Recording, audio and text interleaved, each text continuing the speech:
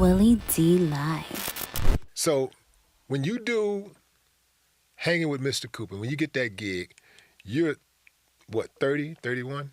Yeah, something like that. I had this when I got Mr. Cooper. This was what I had. I had in living color. I had a contract on the table as a player. I could have signed in living color. Wanted me. Okay. Well, Keenan said, we want to sign you. Mr. Cooper wanted to sign me. I had another sitcom I could have did on NBC where I think Kim whatever her name is. Whitley. No, not Kim Whitley, but Kim Coles. And then I had Showtime at the Apollo. I was hosting Showtime at the Apollo too. So it was either, people don't realize this, it was either in living color or Mr. Cooper. So here I am on the weekend sitting with two contracts in there like a boss and shit, saying, nigga, what you want to do? You want to do Mr. Cooper or you want to do in living color? Living color was on fire because I was on tour with Damon Wayans at the time. Yeah. And they loved me and they offered that to me. And Living Color is already, like you say, it's on fire. Mr. fire. Cooper, you don't know if it's going to get. Well, my thing, I wanted to be my own boss. Yeah. I didn't want to work for nobody. I had to work for Keenan. And I did warm up for it in Living Color, so I knew how that worked. In Living Color, I would have destroyed it. It would have been incredible. It would have been incredible. But I said, I want my own show. It was a very hard decision. Trust me, I almost went with Living Color. And to this, so people don't. We're doing this thing, Willie. People don't know this. It's the first time you ever saying this shit. Yeah. Because I don't tell my game. I don't tell my game to all these lame mother shit, talking all that bullshit to them weird mother. I ain't into that. You know what I mean? To this day, do you think that you made the right decision? Mm-hmm. You never had regrets? Mr. Cooper? Yeah. Shit, we went international, baby. Yeah. I went international in this motherfucker. No matter what country I go to in the world, they know me. Yeah, that was the move because Living Color had an ensemble cast, and a lot of those guys they did well by being on those shows doing those sketches and things. Yeah. But Mr. Cooper was Mark. Right. It was Mark Curry's show. Yeah, exactly. Period. And that show is capsulated for the rest of eternity. Yes. And that's your thing. Right. You know, if you look at Living Color, you think that's Kenning's thing. That's Keenan's thing. Yeah, right. So absolutely, great call, man. You've played a number of, I would say, pure roles or innocent roles or these roles where you have these beloved characters like on ABC and. Well, the reason I did that, let me. When you say pure, I just didn't do buffoonery. Right. I told these niggas I don't do buffoonery. I'm an educated black man, so therefore you will not put me in that mode. So people think that's why I had problems with comedy, because they thought I was, I said, no, nigga, I'm not the nigga be jumping around and saying cliche. I'm not, that ain't me. I'm going to give it to you, but that's not going to be me. So it made it look like it was pure, but I came through educated, Sidney Poitier style. And they wanted niggas to be jumping up. That's why I never won an NAACP award, because I wasn't buffoonish enough for these motherfuckers. What? You don't think I should have won an NAACP award? God damn. But I ain't going to ask you for it. I ain't going to beg you for it. And I ain't going to bitch because you ain't going to give me one. Because I knew what I did. I know I represented Black America profoundly in those 5 years. If you look at my show, I'm the only motherfucker with a laptop. Look at the beginning of my shows. In the beginning, dun, dun, dun, I'm reading a Black history book. Look at those signs. Just look at the beginning of Mr. Cooper and seeing what he was doing. Because they would throw me a basketball. I said, nah, throw me a computer, Huh? They went, would the character have a computer? Yeah, the nigga got a computer. That's the kind of arguments I would. Yeah, he got a. Hand me that computer right there. Well, we got to cut up the logo. Give me this computer. Start this shit. Let's go. That's how I had to deal with it. They didn't want me to have a computer. They wanted me to have a basketball. They wanted me to lust after every woman that came on, every woman. No. I'm not going to do that. So what I guess a more appropriate word would be wholesome. I jammed him up about that. So wholesome. Yes. Wholesome, because those characters that character was a wholesome character. Yes. The same thing when you did that show on Nick at Night. What was that show that you did on Nick? I don't even know. I did so many, sir. You did 3 episodes, 3 seasons. That show. I don't know. Come on, man. You know, all right, we ain't gonna talk I don't about know which one. What did it look like? What did I do on it? What was it? I remember you being on the show on. It was. What did I do on the show? I did a lot of shows. Was it a kid show? It was a kid show. It was on Nick at Night. I was on there. I don't know, sir. I'm sorry. I don't mean to say. It could have been. Okay. Well, my family reunion.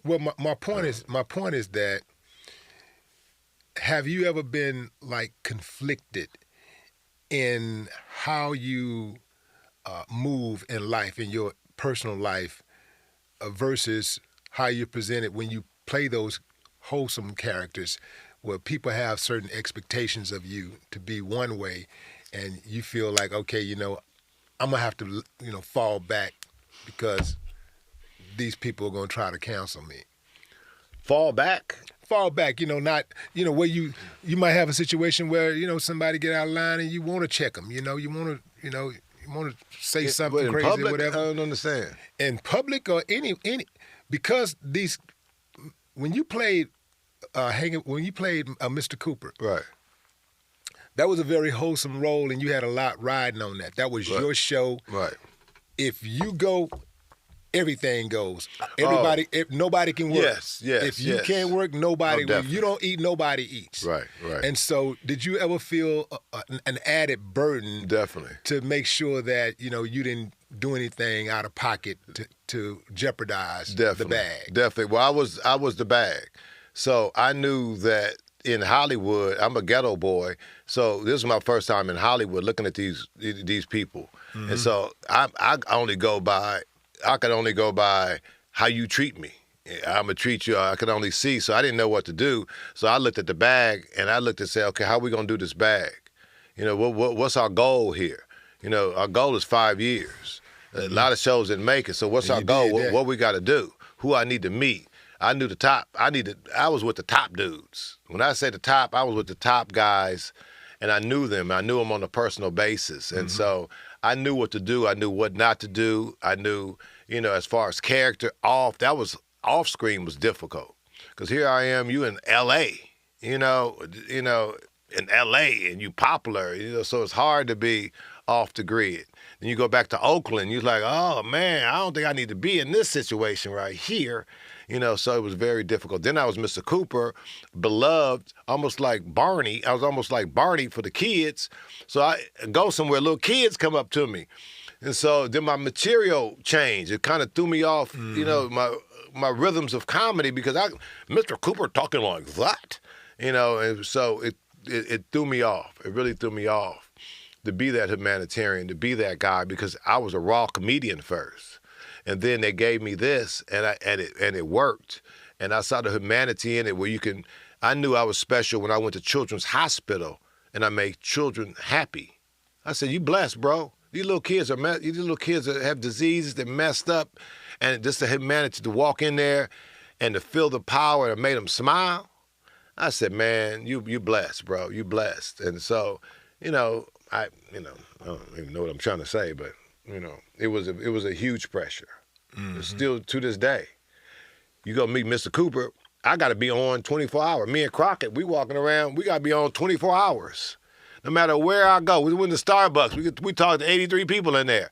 But if I wouldn't have been mean, it would have been f***ed up. It would have hurt them. Mm-hmm. Imagine you meet a big celebrity, Jamie Foxx or somebody, how you doing? Man, get out of here, man. It'll hurt you. Mm-hmm. So that's why I feel the burden. I'm carrying the burden, not the burden, but on my back is I'm carrying it. I have to the Lord bless me to make people smile. We made all those people in Starbucks feel good by just saying, hey, girl, what you doing? Hey, what's your name? Ha, ha, ha. It just took them to a different humanity, and I know I'm blessed like that.